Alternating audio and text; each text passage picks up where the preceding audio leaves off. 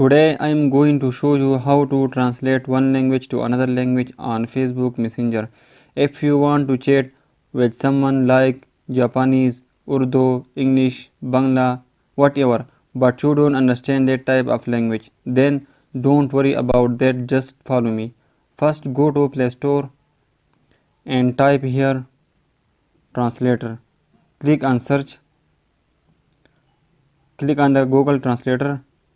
Install that app.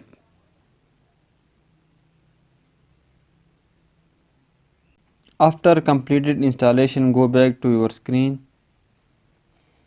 and click on the Translate app. Now go to Settings,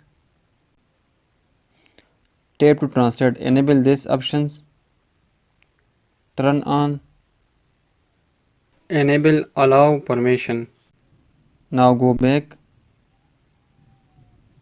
After setting, go to Messenger, click on this, click on the text, copy.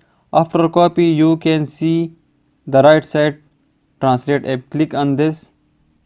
Now they translated to Arabic.